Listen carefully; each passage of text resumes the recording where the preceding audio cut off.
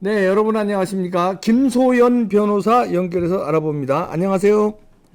아, 네, 안녕하세요, 박사님. 네. 네, 지금 대전에 있죠? 네. 대전에서 아주 그 사건을 많이 맡아서 변호 업무에 바쁘죠. 매일 재판하죠, 거의. 네, 매일 재판하는데, 어. 이번 달은 또 종소세 막, 아, 지금 종, 아직 아직 세무사에서 정리 안 해주셨는데, 겁나 죽겠습니다. 종합소득세. 네, 그러니까 또 주, 계산하면 또 한꺼번에 몇 천 내야 되니까, 그렇지. 주로 김소연 변호사한테 의뢰하는 사건들은 어떤 거를 많이 의뢰해요? 한, 한 7, 80%는 어. 그냥 일반 민형사 사건들이에요. 일반 아, 민형사 행정. 네. 일반 민형사. 네, 민형사 행정 사건들이 대부분이고, 음, 다른 변호사들이랑 똑같이 일하고 있고요. 음, 그리고 한 10% 정도는, 음.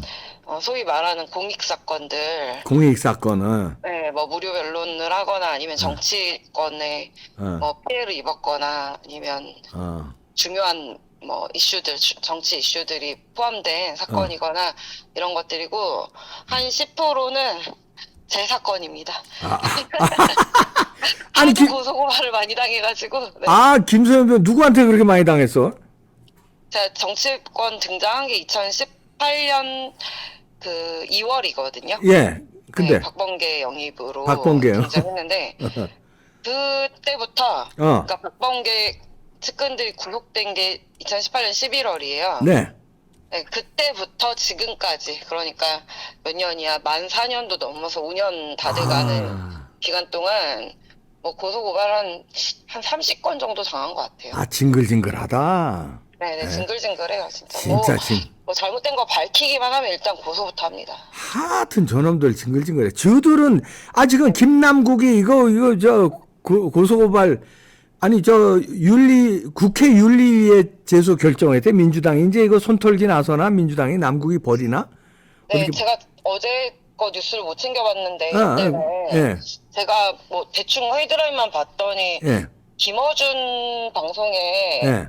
김남국이 나가서 인터뷰를 한 모양인데, 아마 거기서 말실수를 하지 않았나 싶어요. 아, 이재명을 좀 물고 그러니까 대놓고 물고 간 건 아닌데, 아하, 네, 어쩔 수 없이 뭐 이재명과 연결이 되는 듯한 어, 발언을 한 게 아닌가. 어, 헤드라인을 봤을 땐 좀 그런 아, 분위기더라고요. 그래서 이재명이 예, 안 되겠다 싶어서 손절한 거 아닌지, 어, 김남국 의원은 알아서 하겠지만 예.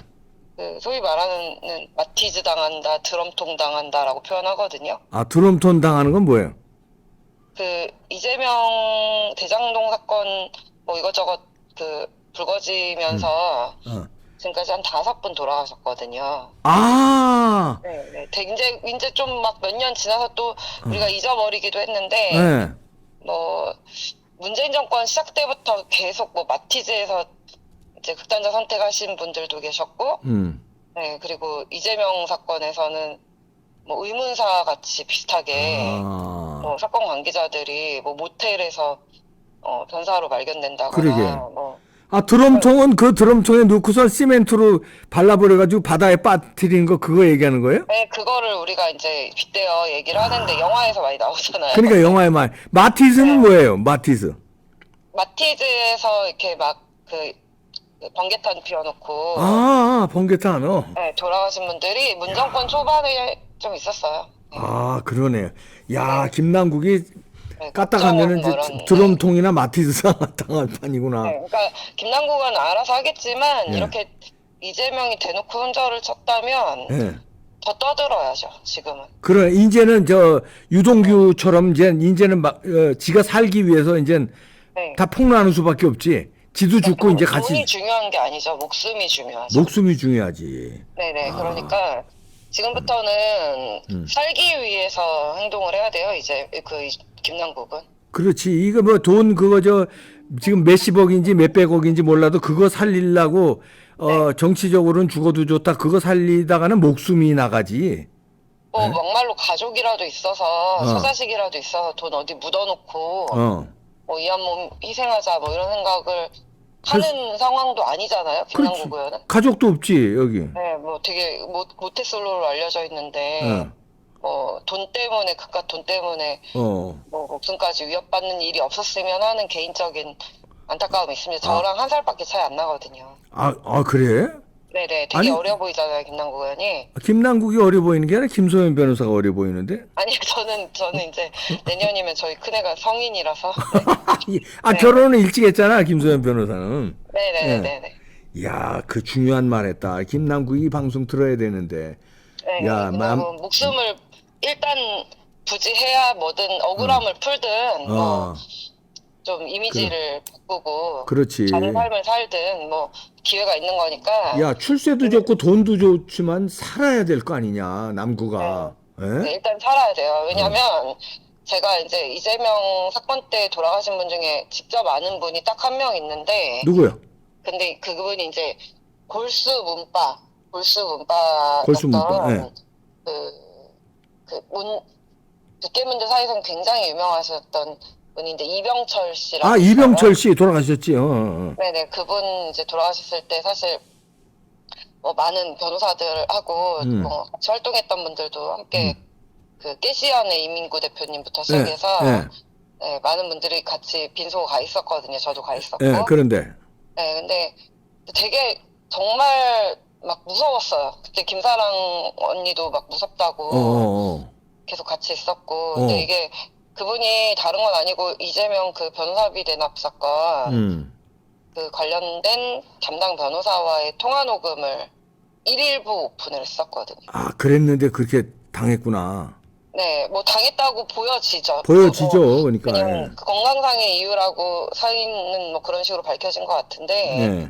되게 약간 도망 다니다시피 정말 허름한 모텔에서 기거하시다가 그냥 방에 들어가 평상시처럼 똑같이 먹을 것 좀 사가지고 방에 들어가셨는데 수건으로 입을 이렇게 입에 뭐 피가 흘렸나 이렇게 해가지고 누운 채로 이렇게 돌아가셨다고 어휴, 했어요. 무섭다. 네, 그러니까 막 부검도 하고 했어야 되는데 이런 사건의 특징은 희한하게 막 뭐 화장이나 이런 게 빨리 이루어집니다. 그러게. 네, 그래서 혹여라도 억울한 부분이 조금이라도 있다면 이건 좀 밝혀야 되지 않겠나라는 생각을 하고 있어요. 그러네요. 야, 네. 이병철 씨 그 사건이 다시 떠오르네.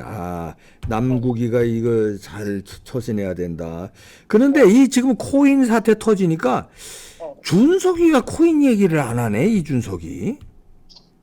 일단은 김남국이 막 매수했던 코인 중에서 그 메타콩즈 관련된 게 예.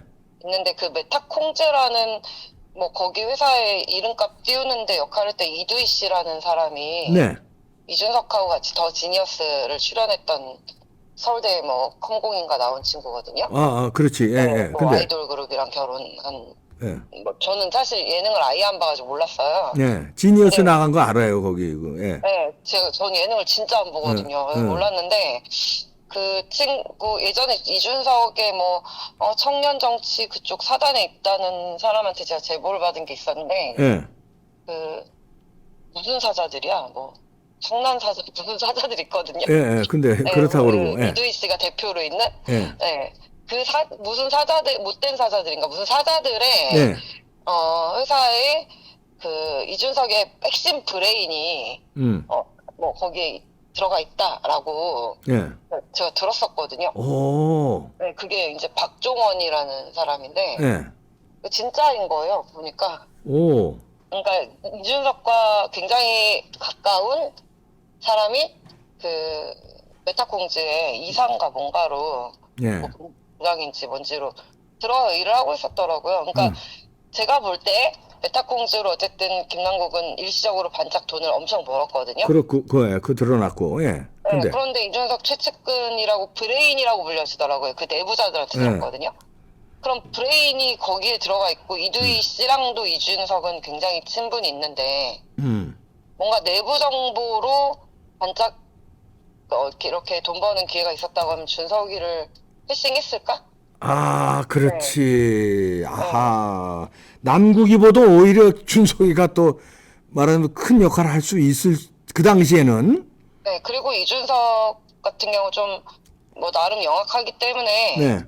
본인이 직접 김남국처럼 정신 못 차리고 직접 본인이 뭐 계좌 스위스 계좌니 뭐니 뭐 다 동원해서 막 국회에서 거래하고 약간 도박 중독처럼 정신 못 차린 것 같더라고요. 남국인은 예. 네네. 근데 준석이는 여기 정치판 구력이 오래됐잖아요. 그 영악하지 또. 예. 네, 그러니까 제 생각에는 이 친구는 뭐 해도 차명 거래했겠죠. 만약에 했어도 아, 그 거기 심어놓은 복심이 했거나, 네, 아니면 뭐 일가 친척. 참는거래 의심 된다 이거죠. 아니, 코인은 자기가 해서 돈 벌었다는 얘기까지 자기가 실토했어 자기 입으로. 그죠? 네. 네. 근데 그 친구가 어떤 코인에 어떻게 해서 어떤 방식으로 벌었는지는 구체적으로 말한 적이 없고. 안 했죠. 예. 본인이 무슨 뭐 프로그램을 돌린다는 식으로 말을 했는데, 예. 뭐 그건 진짜 말도 안 되는 소리죠. 아니, 우리 저 김소연 변호사도 선거를 해봤잖아요. 네네. 남의 선거 도와주기도 했었고 근처에서. 네네. 근데 이준석이 이런 말을 했거든. 선거 3번 치를 정도는 코인으로 돈 벌었다 하면 얼마 정도일까요? 그게 선거 3번 치르는 게. 국회의원 선거. 저는 솔직히 돈이 없는 사람이기도 하고, 네, 선거법을 아주 준수해서 그 치렀기 때문에 저는 사실 큰 돈이 들어갈 일도 아니, 없고. 일반적인 네, 국회의원 일반적인 선거. 국회의원 선거. 한 1, 2억, 2억? 국회의원 선거 기준 한 2억 안쪽이면 네. 한번 치르는데, 저 같은 경우는 변호사 업무를 쉬고 하기 때문에 네. 기회비용 이런 것까지 사실은 뭐 계산을 하면 네. 한 2, 3억이라고 저는 그렇죠. 보여지는데, 이준석은 그때 당시 사람들이 얘기하기로 한 5억 정도로 생각해서 한 3번 정도 치를 예상하면 10억 정도 있는 거 아니냐라고 말을 많이 했던 것 같아요. 그렇죠. 네네네. 자기 입으로 그랬단 말이에요. 그것도 줄여서 얘기했겠지. 그랬겠죠. 네. 그런 게 선거 3번 치를 정도로 코인으로 벌었다면, 네. 예, 뭐, 김남국 정도 벌었을까? 더 벌었겠죠. 더 벌었을 가능성이 있죠. 네네. 거기 저는 그 이두희 씨 회사에 있다는 박종원 씨를 좀 주시해 볼 필요가 있다라고 생각을 하고, 전 전수조사를 좀 했으면 좋겠는 게, 그 청년 정치인들이 막 큰 소리 뻥뻥 치고 정치판에서 예. 그 몰려다니는 특히 준석스러운 애들이 좀 많지, 거기에. 있었거든요. 장경태니 뭐 이런 애들. 예? 네, 뭐 민주당 쪽은 그래도 좀 가난한 척이라도 했는데, 김웅 이런 애들. 김웅은 청년은 아니고요. 김용태 뭐 이런 김용태, 친구들 허은하, 뭐 천하람 이런 애들. 네. 근데 그 친구들 어쨌든 대부분 백수거든요. 김재섭 뭐 이런 친구들 있잖아요. 특별한 직업이 없네, 진짜. 네, 그냥 이제 뭐 지금이야 정권 바뀌어가지고 김재섭도 어디 무슨 이사장인가 이사가 들어갔더라고요. 왜? 네, 뭐 공기업인지 어디 들어갔어요. 깜짝 놀랐어요. 어이구, 야, 뭘 했다고? 네네. 그리고 이제 천하람이야 변호사인데 보니까 오픈만 해놓고 와이프가 뭐 돈 벌고 있는 것 같고, 누구지? 김용태. 그런 친구들 비롯해서 대다수의 그 바른정당학교, 뭐 청년정치학교 뭐 이런 데 출신들은 CEO 명함만 들고 다니지 실제로는 실체가 없는 회사 대표라고 큰 소리 치고 다닌다거나, 아니면 뭐 그냥 대학원생이라거나, 그리고 돈벌이가 없는 애들이에요. 그래, 종편에 뭐 나가봐야 거기 출연료 알잖아요. 뭐 10만 원, 20만 원 주는 데인데. 그렇죠. 그리고 이제 김재석 같은 경우도 뭐 지난 총선 때 재산 신고할 때 뭐 영원인가 이렇게 했었고요. 네. 뭐 장경태 뭐 이런 사람들 다 김남국 이런 분들 다, 김용태도 이전 선거 때인가는 뭐 얼마로 신고했는데 순식간에 한 20억 됐고 막 이랬거든요. 그 코인 가능성이 많구나. 이거 전수조사해야 되겠네. 네, 전수조사해야 돼요. 저는 이제 업계에 있는 사람으로서 굉장히 이거 문제라고 생각을 하는 건 뭐냐면, 2017년, 18년 막 이럴 때 제가 정치권 등장하기 직전에 코인이 호황이었어요. 갑자기 그 비트코인 같은 거. 맞아요, 그때. 네, 막 뭐 예를 들어 제 기억에 우리 직원들도 좀 돈 벌었는데 한 한 200만 원에 사서 뭐 1,800만 원까지 뛴다거나 예. 네, 막 그런 식이었거든요. 네. 그래서 근데 그만큼 형사사건 범죄가 굉장히 많이 일어났어요. 예. 잠깐만.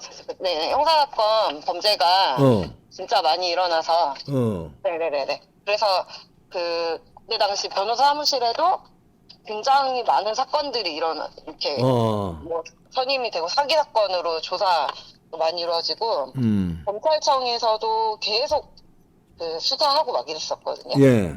근데 이제 그때 느낀 게 뭐냐면 보이스피싱 같이 그냥 밑에 그 하부 조직인 모집책 아줌마 아저씨들 있어요. 바람잡이들. 예.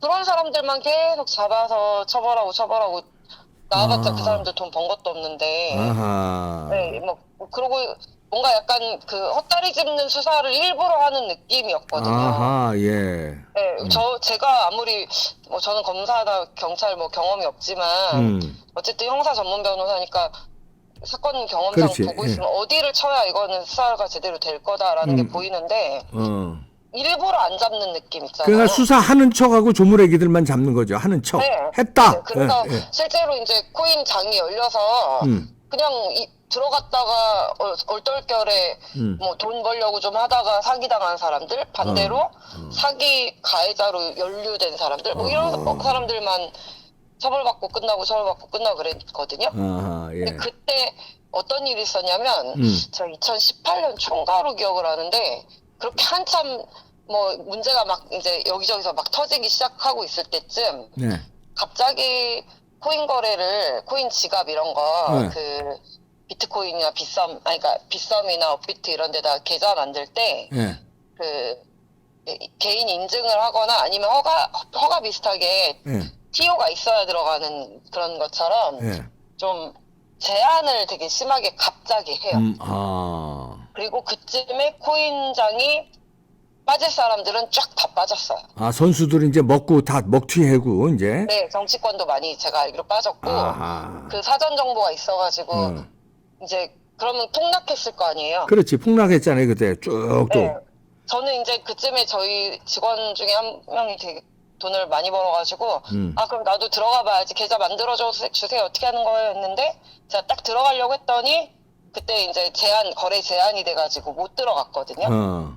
근데 그러고 나서 바로 폭락을 하니까 이제 또 어떤 사람들이 사건이 오냐면 이제 막 1,800 비트코인 기준으로 막 1,800만 원, 2,000만 원 가까이 뛰다가 그게 제한이 되니까 수요 공급 원리에 따라서 당연히 떨어진단 말이에요. 예, 근데 그래서 한 5, 600까지 막 계속 쭉쭉쭉쭉 빠지니까 이제 약간 좀 재무설계사처럼 코인 투자를 맡긴 사람들이 있거든요. 이제 개인 PB 같이 맡겨놓은 사람들이 관리를 하다가 쫙 빠지니까 돈을 맡긴 사람들이 이 사람이 사기친 거다. 그런 고소고발이 또 일었구나. 벌어진다고 했다라고 하면서 이제 중간 관리자를 고소하는 사건들이 또 막 빗발치기 시작한 거예요. 네. 그러니까 근데 이건 아무리 봐도 작전으로 보여졌거든요. 중간에 이건 누가 장난을 치지 않으면 세상에 돈이 이게 대전에서 제가 다뤘던 사건만 몇 건인데 그렇지. 각 사무실마다 되게 많았을 거거든요. 그러니까 또 전국적으로 특히 서울에서는 얼마나 많았겠어. 네, 그럼 이 피해자들이 속출하는데 그때만 해도 치고 빠지고 쑥 올랐다가 쑥 내리고 이런 과정은 누군가 큰 이득을 보고 있다는 얘기거든요. 그렇지. 네, 개미들이 큰 손해를 보고 각자 막 거의 진짜 극단적 선택하려고 하고 실제로 젊은 친구들 막 극단적 선택도 하고 난리도 아니었고 이게 또 상대적 박탈감, 위화감이 엄청 심했어요. 그랬죠. 야, 누구는 이번에 코인으로 1,000만 원 투자했는데 집 샀대. 그러니까 그러면 얼마나 이거 네, 난리도 아니었어요 그때 진짜로. 네, 근데 이걸 갑자기 돈 벌 사람 싹 벌게 한 다음에 작전처럼 제한을 하기 시작했고 그 내부 정보가 있기 전에 제가 알기로 웬만한 힘 있는 사람들은 다 빠졌거든요. 네, 그 과정에 이런 과정이 한번 털려야 된다라고 생각했는데 이거의 후발주자로 게임머니 이거 위믹스니 NFT니 이런 새로운 신종 이런 것들 있잖아요. 요런데 지금 김남국이 약간 도박 중도처럼 들어간 건데 들어갔다가 제대로 걸린 것 같고 제대로 이게 김남국 의원 보면서 되게 안타까웠던 게 뭐냐면 막 상임위에서도 정신 못 차리고 하다가 그죠. 이모 발언하고 뭐 이모 오스트레일리아 발언하고 다들 이모 발언만 주목하시는데 기억나실지 모르겠는데 김도우 의원한테 예. 김도훈 위원장 법사위원장한테 예. 사람 이런 적이 있어요. 아이고 저 아버지 뻘 같아 진짜. 네, 근데 김남국 의원이 막 뭐 좀 약간 엉뚱하고 좀 너무 조국수 부대 막 이런 거 하고 네.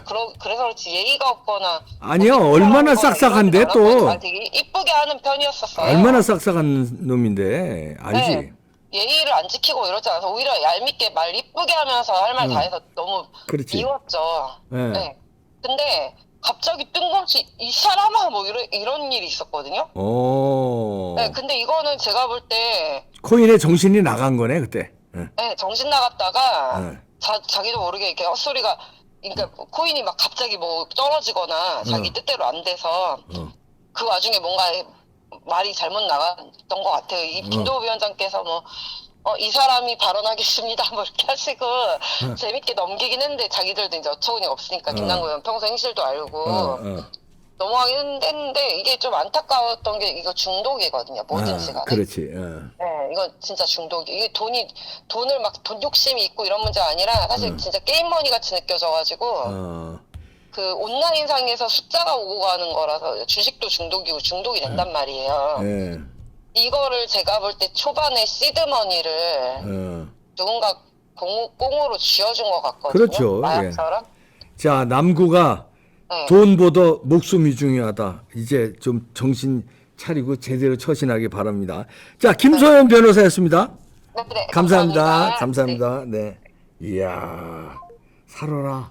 남구가 얄밉지만 그 살아야 되지 않겠냐. 이준석이 코인 문제가 또 터질 것 같다는 조심스러운 전망이네요. 남구기보다 더 벌었을 것이다. 이런 전망이고요. 추측입니다. 차명 계좌로 하지 않았나 이런 의심도 간다는 얘기네요. 김소연 변호사였습니다. 마치겠습니다.